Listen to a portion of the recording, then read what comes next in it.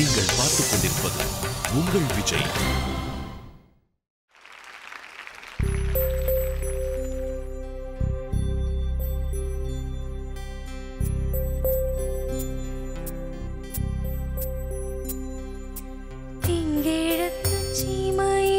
செங்காத்து பூமியில ஏழப்பட்ட சாதிக்கொரு ஈரம் இருக்கு. காயப்பட்ட சொந்தத்துக்கு கண்ணீர் விட்டா சாயம் போன வாழ்க்கையிலும் சாரும் இருக்கு. இவக பொழப்புக்கு நீர் வார்க்கத்தான் ஈசானி மூலையில மேகம் இருக்கு. தெங்கிழக்கு சீமையில செங்காத்து பூமியில ஏழப்பட்ட சாதிக்கொரு ஈரம் இருக்கு.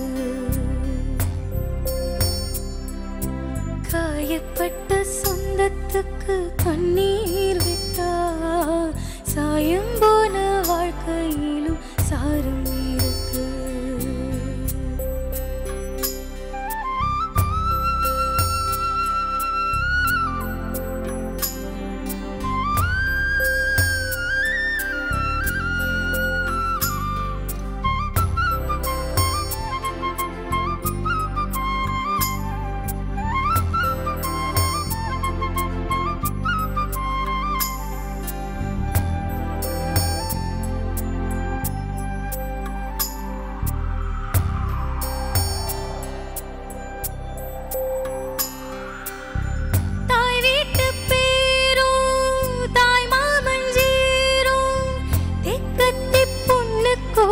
சொத்து சுகமே சீர்கொண்டு வந்து பேர் கெட்டு போனா சொல்லாம துக்கப்படும் சொந்த பந்தமே.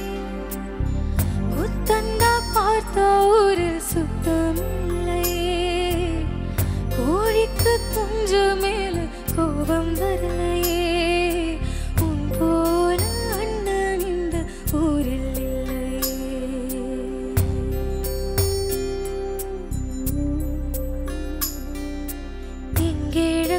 சீமையில செங்காத்து பூமியில ஏழப்பட்ட சாதிக்கொரு ஈரம் இருக்கு. காயப்பட்ட சொந்தத்துக்கு கண்ணீர் விட்டா சாயம் போன வாழ்க்கையிலும் சாரும் இருக்கு. இவக பொழப்புக்கு நீர் சாமி மூலையில மேகம் இருக்கு.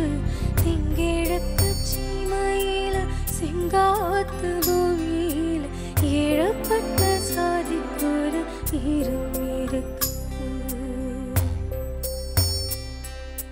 காயப்பட்ட சொந்தத்துக்கு கண்ணீர் விட்டா சாயம் போன வாழ்க்கையிலும் சாரும் இருக்கு. பார்வதி, ரொம்ப அற்புதமாக பாடினீங்க. மனசு நெகிழ ஆரம்பித்து விட்டது.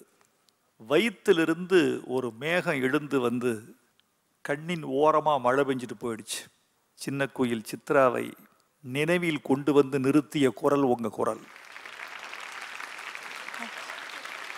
அந்த ஈசானி மூலையில் மேகம் இருக்கு மேலே ஒரு சொந்த சங்கதி ஒன்று போட்டீங்களே, ரொம்ப பிரமாதம். அது பாட பாட உங்களுக்கு பழுத்து வந்திருக்கிறது நான் நினைக்கிறேன். எனக்கு ரொம்ப பெருமையாக இருக்குது. இளம் பெண்கள், இளைஞர்கள் இவ்வளவு திறமையோடு வளர்கிற போது இசைத்துறை இந்த நூற்றாண்டில் இன்னும் செழிக்கும், இன்னும் செழுமை வரும் என்கிற பெருமையும் நம்பிக்கையும் எனக்கு இருக்குது. உங்களுக்கு வாழ்த்துக்கள். இந்த பாடலை பற்றி ஒரு தகவல் சொல்ல வேண்டும் உங்களுக்கு. ரகுமான் என்ற ஒரு சக்தி 90களில் மையம் கொண்டு விட்டது தமிழ்நாட்டை. அவருடைய ரோஜா வெளிவந்து விட்டது, திருடா திருடா வெளிவரப் போகிறது. இந்த நேரத்தில் பாரதிராஜாவிடம் ஒரு தகவல் சொன்னேன். கிழக்கு சீமையிலே என்று நீங்கள் ஒரு கிராமத்து படம் எடுக்கவிருக்கிறீர்களே, யார் அதற்கு இசை என்று கேட்டேன். இன்னும் முடிவு செய்யவில்லை என்றார். ஏன் ஏஆர் ரஹ்மானை இசையமைக்க சொல்லக்கூடாது என்று கேட்டேன். அதற்கு அவர் சொன்னார், ரொம்ப நல்லா வந்துகிட்டு இருக்காரு, பிரமாதமாக இசையமைக்கிறாரு, என் கிராமத்து படத்துக்கு எவ்வளவு ஒத்து வரும் என்று தெரியவில்லை. நகரத்தில் பிறந்த இளைஞன், கம்ப்யூட்டரோடு பயணப்பட்டவன், எனவே இந்த இளைஞனுக்கு கிராமத்து இசை வருமா என்ற சந்தேகம் இருக்கிறது என்று சொன்னார். நான் சொன்னேன், அவருக்கு கிராமம் புதிதாக இருக்கலாம், கிராமத்து இசை புதியதாக இருக்க முடியாது. நீங்கள் கொண்டு வாருங்கள், நாம் வேலை வாங்கிக் கொள்ளலாம் என்று சொன்னேன். மறுநாள் ஏஆர் ரஹ்மானை பாரதிராஜா அலுவலகத்திற்கு அழைத்து சென்றேன். ரொம்ப இருவரும் அன்பு செலுத்தி கொண்டார்கள்.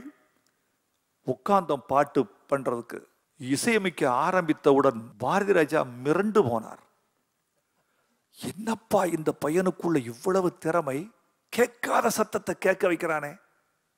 இந்த பாட்டுக்குள் ஒரு புல்லாங்குழல் வரும், அந்த படத்தின் ஒட்டுமொத்த சோகத்தையும் அந்த புல்லாங்குழல் அழுதுவிட்டு போய்விடும். அவ்வளவு அழகான புல்லாங்குழல் அது. நீங்க பாடிய போது புல்லாங்குழல் அதிகம் அழுததா, உங்க குரல் அதிகம் அழுததா என்ற சந்தேகமே எனக்கு வந்துவிட்டது. அவ்வளவு நன்றாக பாடினீர்கள்.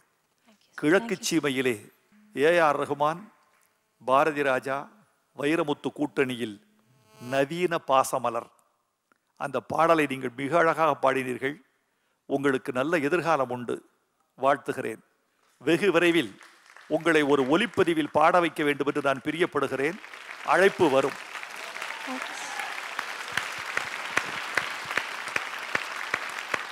பார்வதி, இதுக்கு மேலே என்ன வேணும்?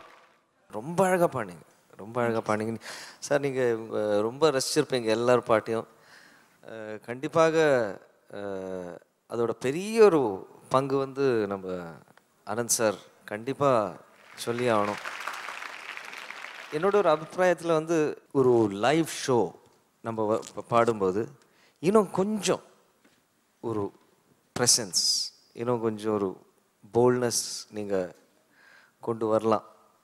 பட் ஆனால் இந்த ஃபீல் போகக்கூடாது. Good luck, great show.